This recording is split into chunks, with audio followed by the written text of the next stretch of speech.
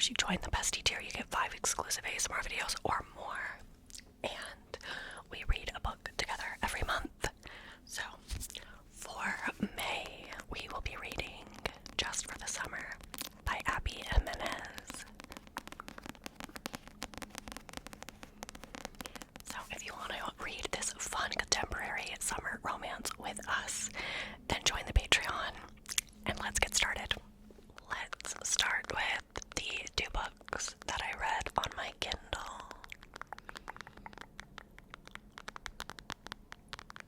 The first one was an ARC, aka Advanced Reader's Copy, as a booktuber, if you will, someone that just talks about books online. Sometimes I get sent early copies of books that are coming out soon to kind of help build hype, and I was so excited to receive an ARC of Dishonestly Yours by Krista and Becca Ritchie.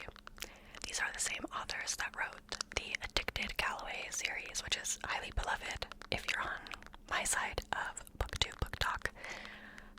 And I have like 2 books left in that series. It's like 10 books long, but I love it. It's really fun. It's like a 3-4 star series, but it just follows a bunch of rich Nepo babies and like their individual romances and challenges, and but this is the first book in their new series. I think it's called like Webs We Weave or something like that. And I forget the names of our 2 main characters because I'm terrible at remembering character names unless it's like a 5-star read.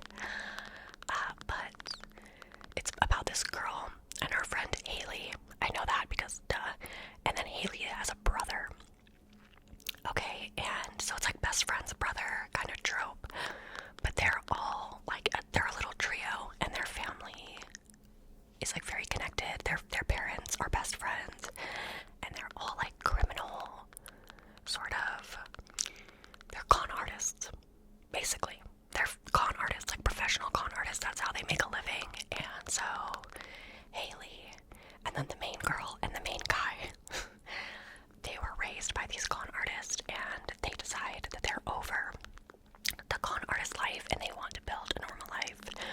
So they decide to run away to this small town and start over.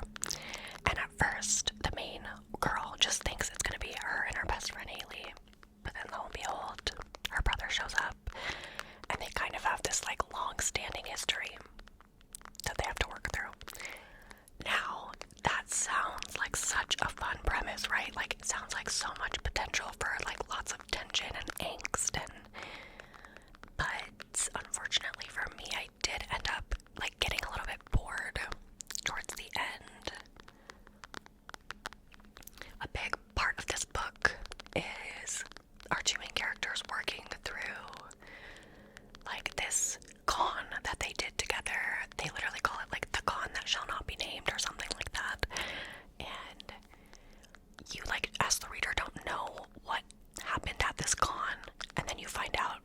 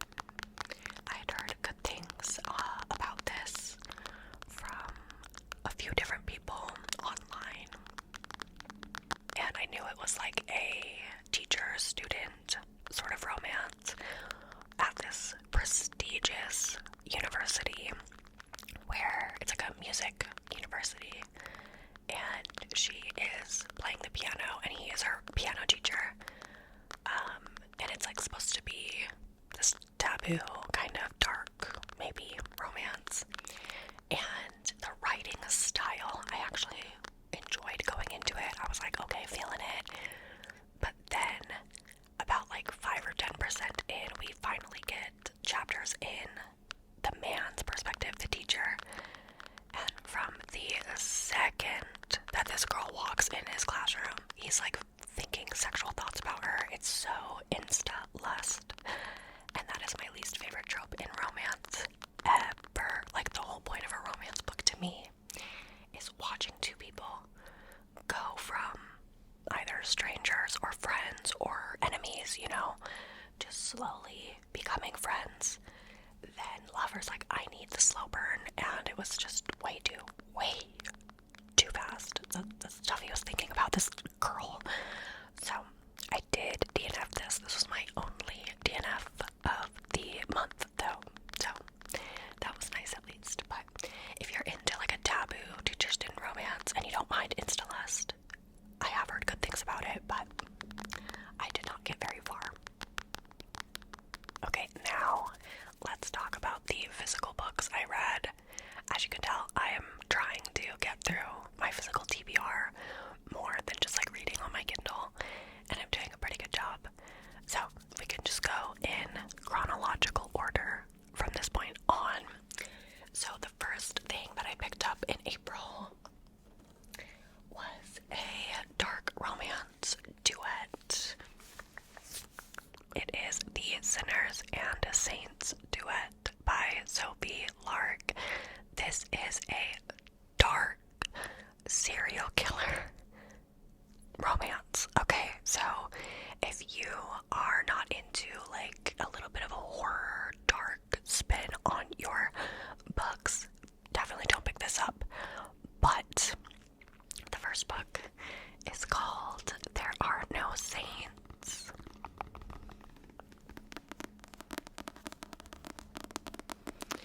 And it's about Cole and Mara. They are both artists in New York City.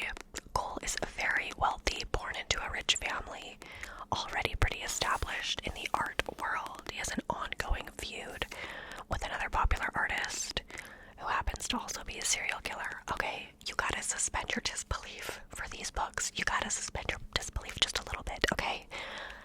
But, so Cole is established, she's in this feud, and Mara is also an artist, but she is poor. She's a nomad. She's struggling, just trying to get by.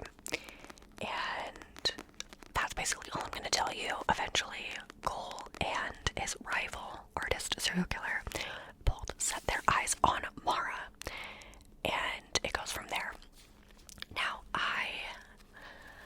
I feel like serial killer romance, for whatever reason, has become a lot more popular in recent times, and I have dabbled here and there in quite a few different ones, and I have not found any that I've liked until I read this. And that is because even though you do have to suspend your disbelief a little bit, Sophie Lark actually makes the characters in this book, like Cole and Mara, they are fully fleshed out characters. They have flaws, they have funny attributes, they have personalities other than just wanting to fuck each other, and other than just being serial killers. You know, you learn about Cole's he's definitely a psychopath, and he struggles feeling any kind of emotion, and you watch him grapple with that throughout the series, and you watch Mara grapple with falling in love with a man who has murdered people, and it's just, there's plot, you know. Sophie Lark is giving you porn with plot here, ladies and gentlemen, and it was great. I gobbled it up. It's also pretty short, like both books are right around 300 pages, so this to me is like my version of Haunting Adeline. It's to the point, it's fast-paced, there's actually a plot, it's spicy, it's fun. So, yeah, I gave each book 4 stars. They were both a 4-star read for me. And if you're into like a dark serial killer romance and you haven't read this yet, I believe they're on Kindle Unlimited. I highly recommend. And yeah, they were fun. I think I talked a star just obviously because there's some things that are unrealistic. And also Mara, she needed some new underwear. Someone get Mara some new underwear. If you know, you know. Okay, so that was that duet. And then after that, I just jumped right into another Sophie Lark book because I love her writing style. It's just fun and easy to read. And I feel like, again, she does darker topics, but usually with more substance behind it. This is Stolen Heir, not to be confused with Miss Holly Black and, you know, the Cruel Prince. This is the second book in the Brutal Birthright series by Miss Sophie Lark. It is her popular mafia romance series. And again, I'm dabbling my toes into the mafia romance, into the dark romance. And I think a lot of people call this series like Mafia Light. But I read the first book, Brutal Prince right there. It has little strawberries on it. Looks like that. That's the first book. I read that last year and I gave it like a 3.5 stars. It was fun, but it wasn't anything like amazing. But anyway, this is the second book, and it is a Beauty and the Beast retelling, obviously set modern day in the mafia, and it is about Mikolaj. I'm not exactly sure how to pronounce his name. I'm going to call him Miko and Nessa. Nessa is a daughter of one of the mafia families, but she's like the precious daughter that they kind of keep sheltered from everything mafia related. And then Miko is part of the rivalry mafia family, and Nessa's family actually killed his father figure. And so as revenge, he kidnaps Nessa, and it's sort of like a captor-captive, like, romance. Now, again, like such a fun and interesting plot, but for me, I just don't think I like Beauty and the Beast retellings. I really just don't think that they work for me. And the writing was fun, and it was quick. I got through it pretty fast. Again, it's less than 300 pages. It's 290 pages. So it was fun, it was fast, but I did not care about them as a couple, and I felt like Miko's character was super interesting at the beginning of the book, but as the book went on, he kind of lost that grit, and he didn't even really do anything. And for a captor-captive romance, like enemies to lovers, like, I wanted a little more grit. So, unfortunately for me, I only gave this 2.5 stars. But eventually I will continue and read the next book, which I think is Savage Lover.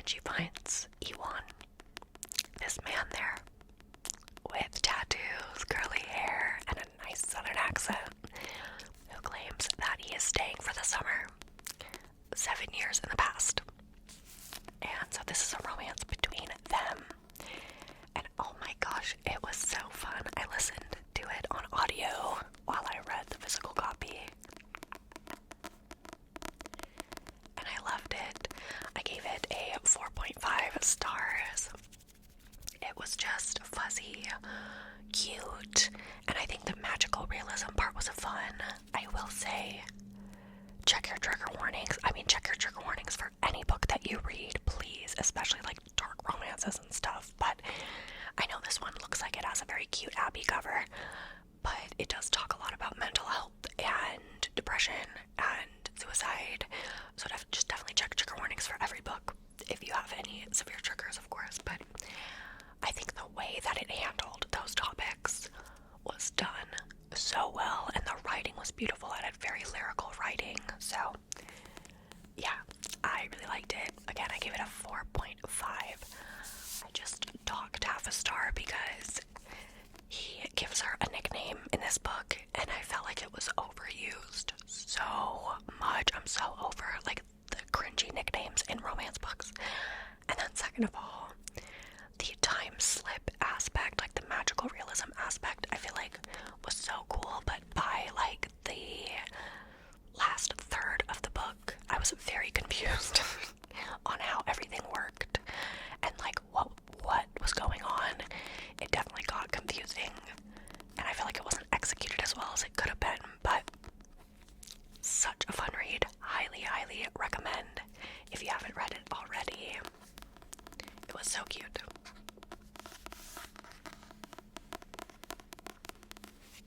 We're both about somehow. What if he's written mine on my upper thigh, only in my mind? Okay, so then I just kept going on with the contemporary romance train because it was doing good. It was doing me real good thus far. And I picked up a highly anticipated read of mine, Blockshot by Kennedy Ryan. This was my first Kennedy Ryan book. It is technically the second book in like the Oops world, but you can read it as a standalone, so it was fine. I understood everything that was going on, but I do wish that I would have read, I think it's Longshot is first.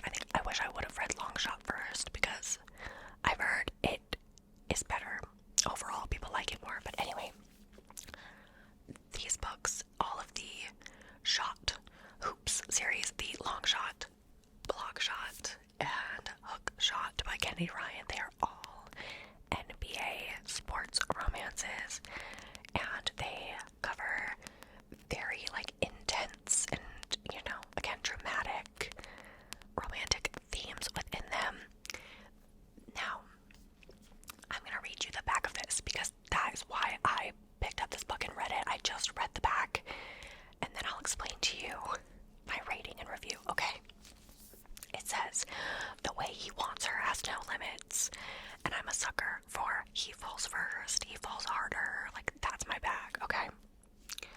If Jared Foster had $1 for every time Banner Morales made his heart skip a beat, the heart everyone assumes is frozen over, he'd be richer than he already is.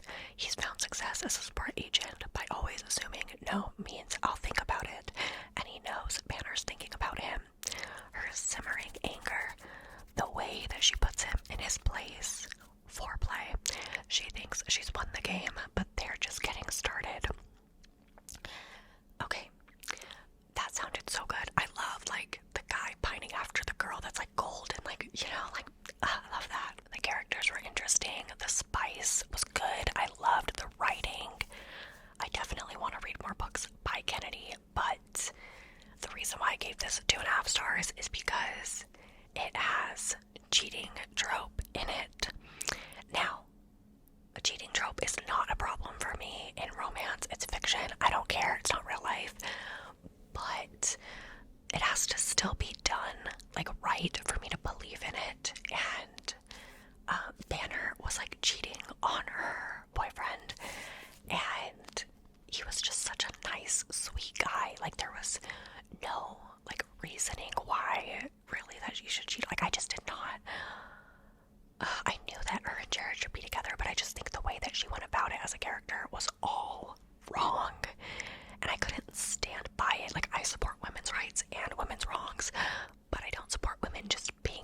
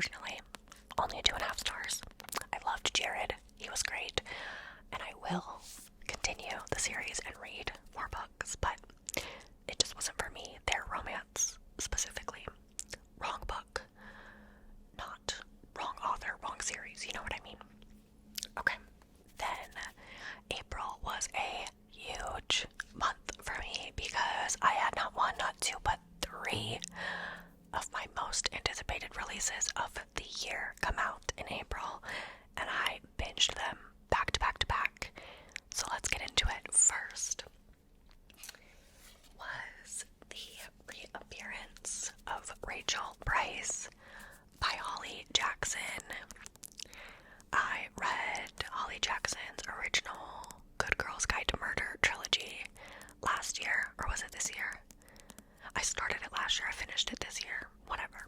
I read it recently, and I loved it for a YA thriller. I thought it was so, so good. And so when she announced this, I knew I wanted to read it. So I got my hands on it and the audiobook right when it came out.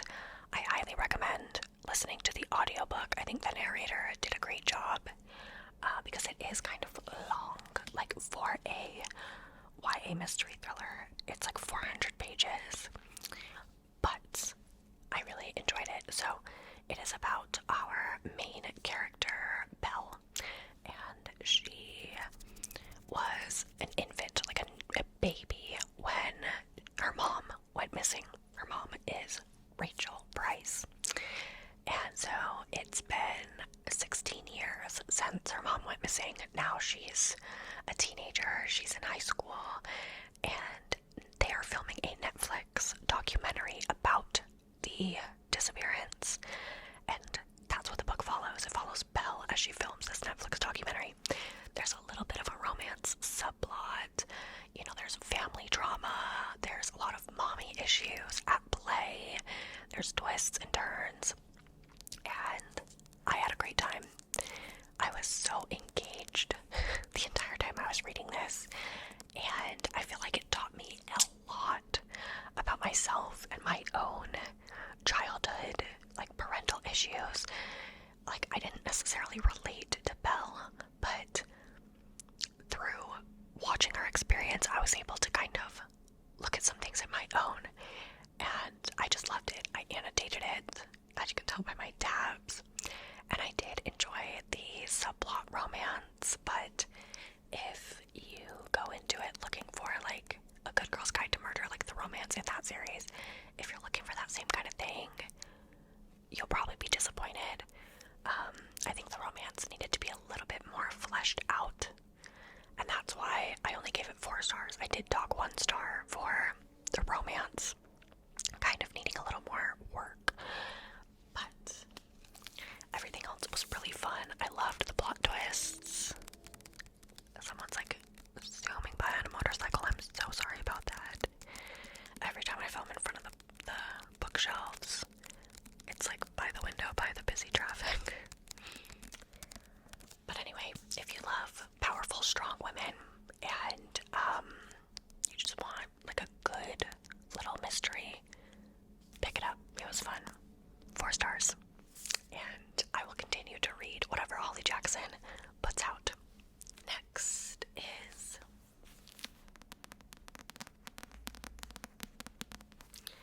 Wild Love by my arguably, but probably #1 favorite romance author, Elsie Silver. Oh, the queen of small town romances.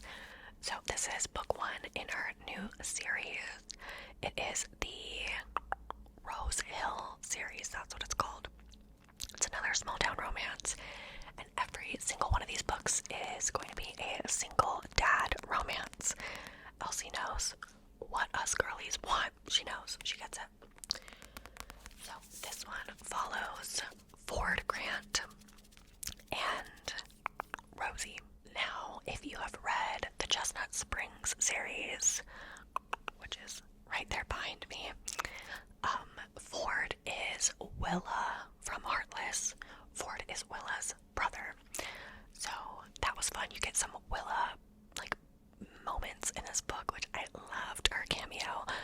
But Rosie lives in Rose Hill. It's a small town where she grew up, and Ford Grant is a billionaire in the like music world. But he's not your average billionaire, okay? I am normally like anti-billionaire romance, but Elsie Silver, she can do no wrong, okay? Ford decides he's sick of like the life of the rich and famous. He doesn't fit in, and he gets betrayed by some of his coworkers. So he decides he wants to move where he felt happiest, which was in the small town that he would visit as a kid, as a teenager, Rose Hill. So he moves back to Rose Hill, and he's like, I'm gonna build my own music production company, Rose Hill Records, and just do it in this small little cabin and make music when he moves back, he finds Rosie, who they used to be friends when they were teenagers. And she is actually fresh out of a job. She just got fired and is kind of having like a bit of a quarter life crisis. She is moving back home as well to Rose Hill, staying with her brother. And so she needs a job and Ford hires her. So I will say that's just like the description of the plot basically. But this book has a lot jam-packed into it, okay? This is not a romance that I would recommend for like a new romance reader, because Elsie really managed to weave so many different tropes together. You've got like brother's best friend, you've got the second chance romance, small town, single dad. I didn't even explain how that plays into it, but the forced proximity, the co-worker, like boss employee dynamic. You've got so many things at play here, but they were all done so fucking well. I loved this book. I loved this book so much. I loved the relationship between Ford and Rosie. Ford is just, he's iconic. He's a billionaire, but he knows how to spend his money, I'll tell you that. What he did for Rosie at the end of this book had my jaw on the floor, okay? But there's also a little bit of a single dad element, because Ford donated sperm when he was a teenager, and this 12-year-old girl, Cora, shows up at his doorstep needing financial assistance because her parents are going through a hard time. I don't want to give too much away, but he kind of like steps in as like a parental role. And I loved Cora so much. She was so funny. Instead of it being like regular, like more traditional single dad romances where it's like a younger kid, I loved that we got to see like a preteen and how angsty Cora was. Cora just gave me like quintessential Gen Z teenager. It was hilarious, and I loved everything about it, and I can't wait to keep reading when the rest of the books come out. Elsie Silver, I love you so much. I would absolutely die to be on the Bloom PR ARC team, so if anyone from Bloom knows how I can get on that list, let a girl know. This was my first 5-star read of the month, my first and only 5-star read of the month, and it was so well deserved. I mean, look at all those tabs. When I tell you I annotated the hell out of this book, I'm not kidding. Like, I truly am not kidding. It is just absolute perfection. I love this book. 5 stars. If you've been thinking about reading it, read it.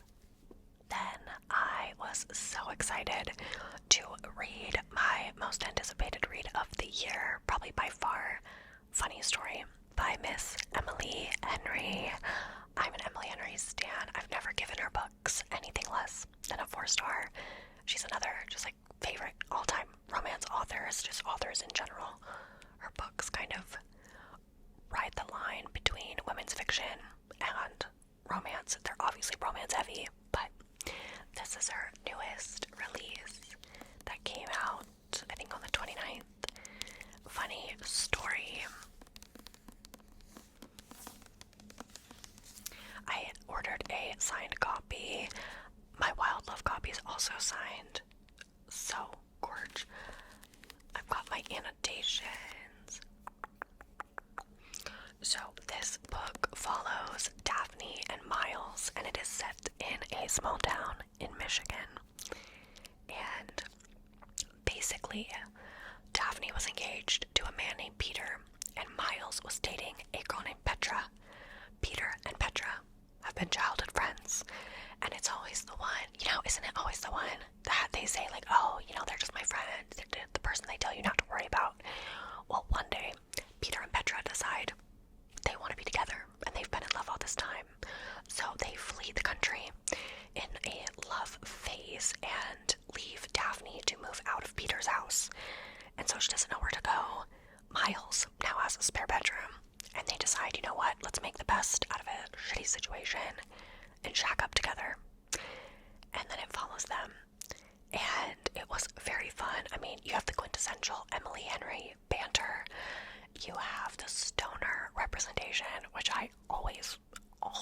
appreciate. Thank you, Emily Henry. You have two characters kind of working through their own simultaneous issues and traumas from childhood, and a fun romance. Now, I will say, I gave it a 4 stars. Four stars. I gave it 4 stars. I really enjoyed it. They had me giggling and laughing. There was a third act conflict, though, that I didn't love. It, didn't fully kind of make sense to me. And I felt like, as far as Emily Henry's characters goes, these were the weakest. I didn't feel the chemistry as much. And the side characters, the found family, weren't as strong to me. So, that's why I did dock a star.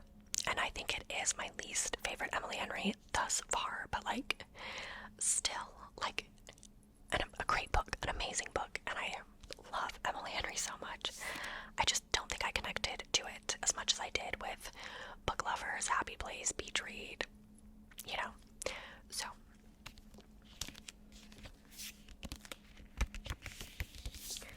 4 stars. I would read her grocery lists. And finally, round of applause for me, because I finally, after a year and 3 months, if you've been watching my reading wrap-ups for the past 2 years, you would know I have been slowly but surely making my way through the Throne of Glass series by Sarah J. Maas. You're all familiar by now. Do I even need to talk what these books are about?